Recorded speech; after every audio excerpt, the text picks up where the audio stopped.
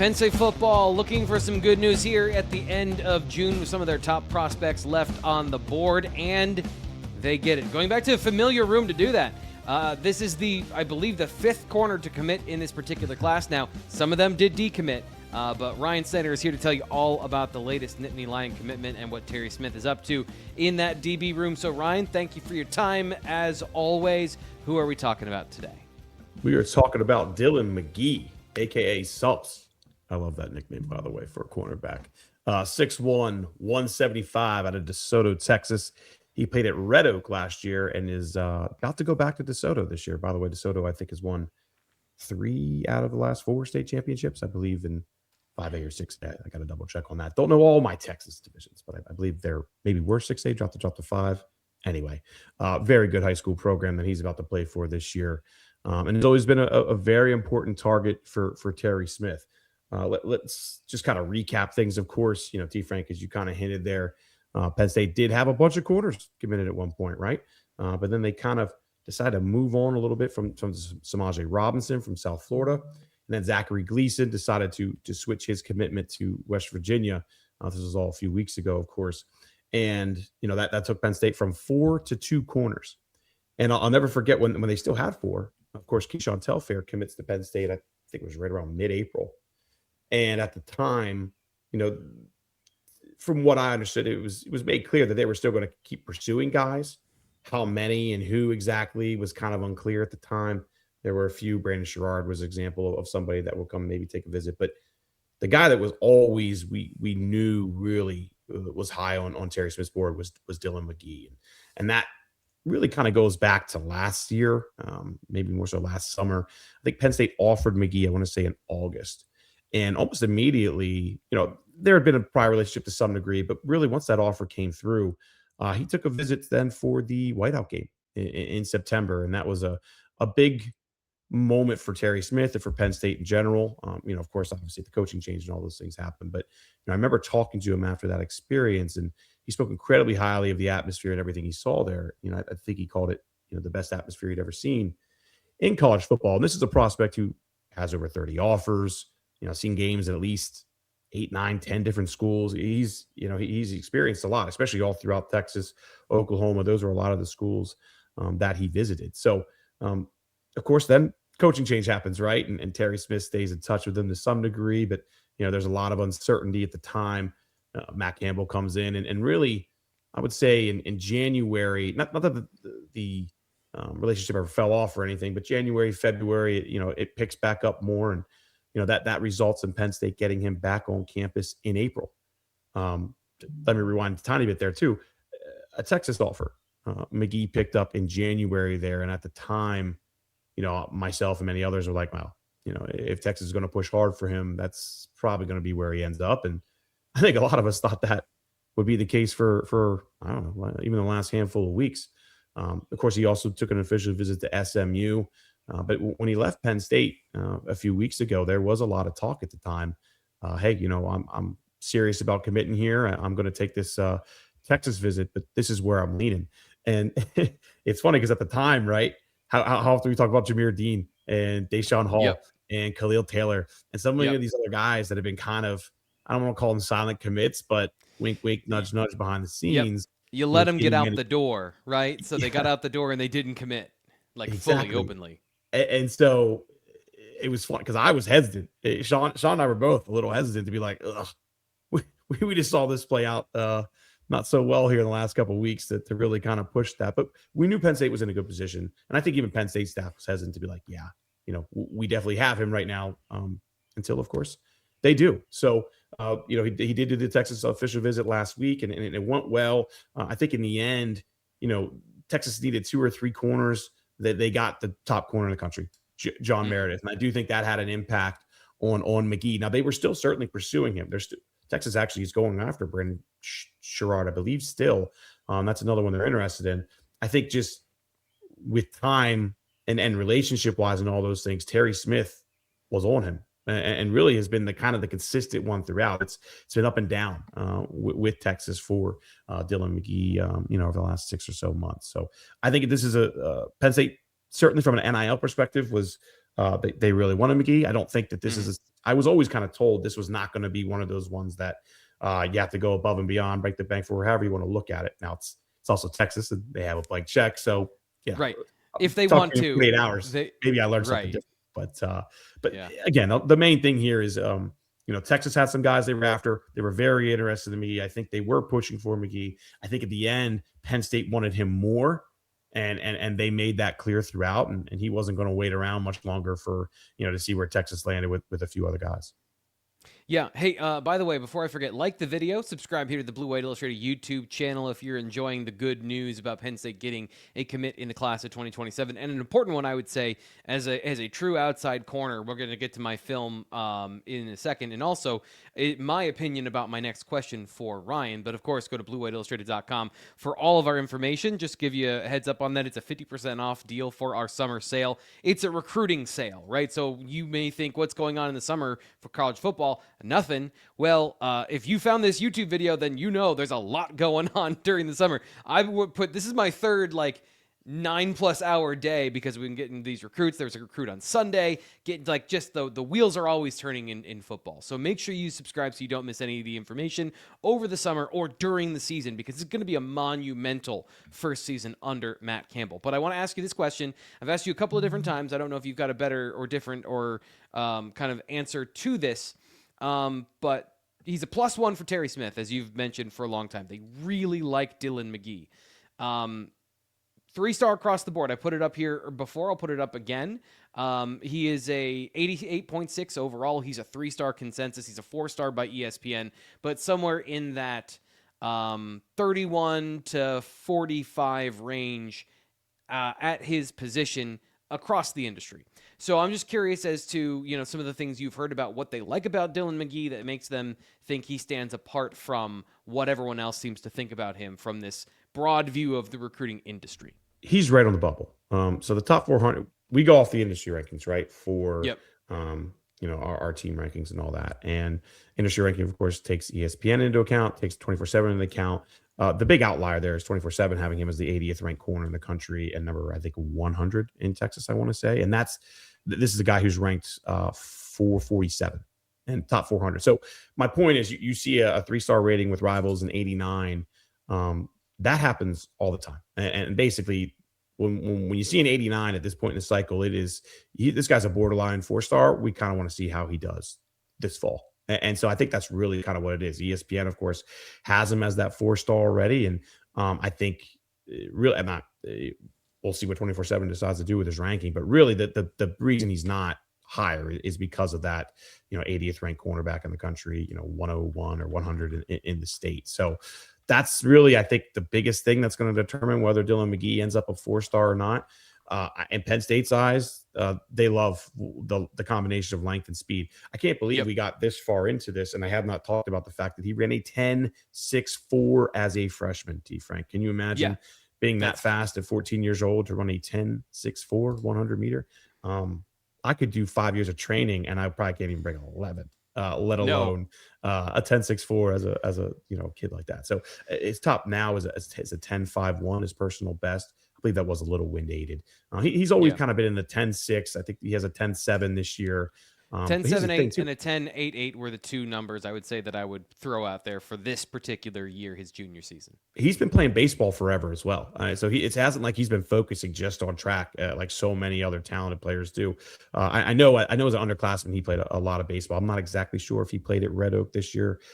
He's also in the process of transferring to De Soto. I think we mentioned that earlier in the show, but it's clearly a good athlete with good length. He's without a doubt the fastest player in Penn State's 2027 class. And I think when he gets here, will end up being, one of the fastest players, maybe not instantly, obviously he's going up against 20-some-year-olds, but will end up being one of the fastest players on this roster in the coming years, as long as he sticks with the Nittany Lions. Yeah, he also got banged up last year. So we're going to get into that in his full film review. So I do think that is part of this, and I just wanted to say that off the top here in case, people are maybe I'm trying to remember exactly how I phrased everything, but he did get injured. You're going to see the play where he got banged up to start his year. So I do think that is part of this recruiting evaluation of the film was a little inconclusive last year, and I think some of those have to do with what was going on there. We'll get into all that right now. But first, we got to get to today's sponsor, which is AJ Freedom Financial. Penn State fans know that confidence comes with having the right game plan. And when retirement is getting closer, many people have the same questions. Will my money last? Am I prepared for market volatility? Do I have a real plan for retirement and income taxes? At AJ Freedom Financial, we help pre-retirees and retirees build personalized retirement plans designed around their goals, timelines, and comfort with risk. From retirement incomes and tax-aware planning to legacy and investment strategies, we focus on helping clients move forward with greater clarity and confidence. If you'd like a second opinion on your current financial plan, or want to build a retirement strategy you can feel better about, we invite you to schedule a no-obligation meeting in Plymouth Meeting or one of our locations near you. Visit AJ Freedom Financial at www.ajffi.com or call 866-383-6899 today. That's AJ Freedom Financial at ajffi.com. AJ Freedom Financial, helping Nittany Lions fans plan for what's next. Securities and investment advisory services offered through Gradient Securities, LLC. Arden Hills, Minnesota, 866-991-1539. Member FINRA, SIPC. Gradient Securities, LLC, and SEC registered investment advisor, offers investment advisory services under the DBA of Gradient Wealth Management. Gradient Securities, LLC, and its advisors do not render tax, legal, or accounting services. Insurance products and services offered through AJ Freedom Financial. AJ Freedom Financial and Freedom Financial Insurance, LLC are not affiliated with Gradient Securities, LLC.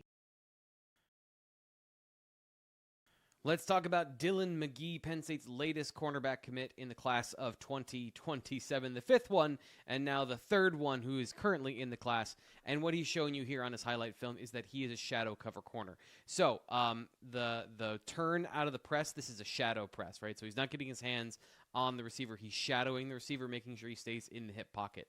If he can get on top, if he knows where the route is going, he can cut the route off, or he can do what he does here, which is get his hands on the receiver to feel where he is in space while looking back for the ball, and then make a play on the ball once it gets there so he can poke the ball out at the very last second. This is really good technique, and it's one of those situations where he makes it look easy. That's really hard to do, the ability to look back and have the confidence that I'm not going to lose the receiver and I can make a play at the catch point. He is really good with his instincts when the ball is coming towards him. Again, you can see here, he's got his hand around the waist, not pulling, just keeping kind of a position of leverage and poking his hands in between the hands of the receiver to pop that ball out. He has a couple of plays where he's on offense, but receiving skills, anticipation to play with the ball in the air and get his hands on the ball, that's not necessarily as evident on his film, but I do think that he shows great instincts to be disruptive and be a lockdown man cover corner. That's the hardest thing to do. Good transition skills. We're going to get to some of the caveats with that on his film and why he might be a three-star athlete, but the best of the best is what he's showing you here, is that he can be a man cover corner and can be a complete player, because in his particular defense, he plays a lot of zone, which means he's playing off coverage and he's trying to play with anticipation and all those other aspects of the game. So good awareness to play through both man and zone. That's what I think you see from Dhillon McGee, is a really complete profile from a coverage player and great recovery speed. So transitions, athleticism, linear speed. He has an easy time keeping up with really good competition at his level. And I think that this is a high-level potential corner at 6'1", 175, despite what you might see as a three-star prospect in the Rivals recruiting ranking. I do think he can play above that, and the fact that Texas and SMU both wanted him, these are all signs that this is a high-quality prospect, and man coverage is going to be at the front of what he wants to do at the next level. So I've been trying to figure out what's the hang-up between how Penn State and Texas and SMU are seeing Dhillon McGee, and then how I think the recruiting field has seen Dhillon McGee, and this is what I've come up with. This is my theory of the case that this is the first game. In the third quarter against Colleyville, Dhillon McGee, he's right here. He actually came out of the game earlier with some sort of lower body injury. He's been trying to play through it, but here's the play where the game was over for him at this point. He tries to make this tackle, and then he's laying here on the ground injured. And I'm not trying to show you the gruesome stuff, but he's injured in this game. So actually, if you watch the way he comes through this, watch just how he kind of limps through his transitions and limps to the football and still tries to make a play. Gutty player. I think that's a big thing is he's still trying to be out there. He's still trying to play through the injury. But then, obviously, like a certain point, whatever the lower body injury is, he's not able to play through it. And I do think it affected him for the rest of the year. The thing I noticed the most, especially after that play, in the early games, so I watched a lot of his games, his transition skills, his ability to plant and then come back downhill or plant and explode this way, they were not the same after that particular injury. And they got better as the season went on towards the end, but you can see how he's kind of tiptoeing through everything. He's kind of tiptoeing through which way he's trying to go. Now, he's playing a zone here, so that is part of it. The other thing is, this is a totally separate injury. He's got a cast or some sort of like wrap on his right hand. And you'll see the way he tackles is not great. Now, he's not a great tackler. This is not a strong tackling corner. But I think he puts in good effort, and when his hands are healthy, when he is healthy, I think he will be a more effective guy because he is 6'1", 175. He's got a good frame. I don't think when you watch the way he's still trying to be out there and play, I don't think you can say he's not a tough football player because, again, you can see the way he's trying to strain and play through having this wrap on his hand where he is getting better and getting more used to it as he's out there more where he's trying to tackle. I wouldn't call him an impact tackler, but I do think that he can do a little bit more. Now, when it comes to being a corner, I don't want this to be unfair because, you can get any 3 or 4 plays together and you can make anything look like anything. I watched a lot of his games, and I had to try really hard to find plays where he gave up an obvious pass. So this is just a general idea of zone instincts. I'm guessing the way he reacts downhill that this is some sort of cover 2. It's either quarters or it's cover 2, and that changes his responsibility depending on what happens. So you can see this guy open up outside to the number 2, but he stays on the hash. So what we see is that McGee reacts to what's down in his zone, right? So this quarter of the field. He attacks that, so he's kind of reactionary, bailing into his position, and then coming back downhill, kind of retracing his steps. Then he realizes it's a corner route, and he needs to help outside because this is just easy leverage for the receiver who's one-on-one against this player. So you'd like to see him offer a little bit more support, not take the bait as easily, but this is just one instance of his zone coverage and some of the things I think from a transition standpoint, you can see some of his some of those injuries coming through. I put this one in here just so you can see again, one play banged up where he doesn't make a play at the catch point. This is it, by the way. The number of plays where he gave up a pass, it is not a high number of plays. Here he is in off coverage. I wanted to show you this one again because I'm trying to find good examples of. So he's in a bail technique here, right? So he's running this way, butt to the sideline. And what you want is he's got his eyes back to the quarterback. That's all good. When he sees the quarterback and the receiver make the declaration that they're running this out route, this is a hard one. You're going to give up this some of the time, but I just want to show you his transition skills. They're not quite there. This is, again, earlier in the season where I don't think he's really recovered from his injury. So it's a little bit hit or miss with McGee in terms of the full game film, but when you've got as many plays as he had on the ball in his highlight tape, to have 2 or 3 plays that aren't great when I watched 5 or 6 games, I think that shows you this is a good corner. This is a guy who was injured last year, and maybe the best of his play didn't come through. 10 sevens as a 100-meter dash athlete, so he's got good speed, good size, and I think this is a good pickup for Penn State.